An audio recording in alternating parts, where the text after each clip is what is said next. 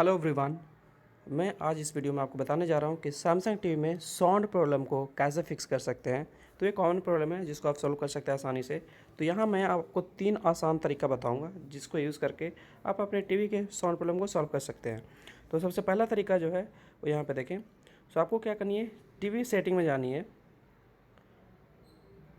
आपको उसके बाद साउंड में जाएँ और साउंड में जाने के बाद आप यहाँ पर देखें साउंड आउटपुट। साउंड आउटपुट में देखेंगे कि आपका टीवी साउंड आउटपुट जो है वो टीवी स्पीकर है या नहीं। अगर नहीं है तो टीवी स्पीकर कर लें और अपने वॉल्यूम बढ़ा करके आप चेक कर लें कि आपका टीवी के स्पीकर से साउंड आ रहा है नहीं। तो ये था पहला तरीका। दूसरा तरीका बता रहा हूँ।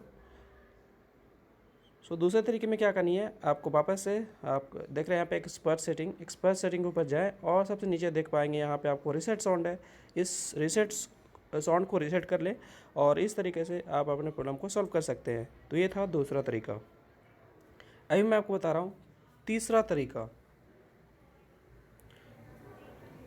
तीसरे तरीके में आपको क्या करनी है, सेटिंग में जानी है। उसके बाद आपको जानी है सपोर्ट में जाने के बाद आप जाएं डिवाइस केयर और इसको ओके कर लें। इसको जब ओके करेंगे तो आपके टीवी के स्क्रीन के ऊपर डिवाइस केयर पूरी तरीके से ओपन हो जाएगी। यहाँ पे देख सकते हैं आपको सेल्फ डायग्नोसिस दिख रही है, इसको ओके कर लें आप। तो जब यहाँ पे सेल्फ डायग्नोसिस को आप ओके करेंगे तो यहाँ पे आपको दिख रहा है साउंड टेस्ट। इस साउंड टेस्ट को आपको टेस्ट करनी है। यहाँ पे देख सकते हैं कि ये जो है वॉल्यूम 23 है, ये दिखा रहा है और आपका टीवी का स्पीकर से साउंड आ रहा है। तो इस तरीके से आपके टीवी के भी स्पीकर से साउंड आएगा। तो इस तरीके से ये तीसरा ऑप्शन था जिससे आप प्रॉब्लम सॉल्व कर सकते हैं। इसको हम कर लेते हैं क्लोज़।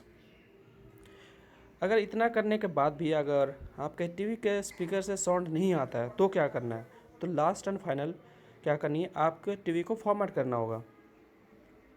तो उसके लिए क्या करना है तो मैं बता रहा हूँ। तो सबसे पहले आप क्या करें, आप टीवी के सेटिंग में जाएं।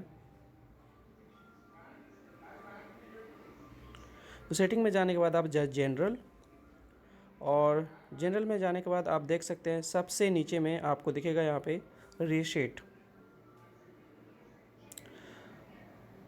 इस रीसेट को क्या करनी है, आपको टीवी को फॉर्मेट कर देनी है। यहाँ पे 4 जीरो डालें और अपने टीवी को पूरी तरीके से फॉर्मेट कर दें। तो इस तरीके से आप प्रॉब्लम को सॉल्व कर सकते हैं।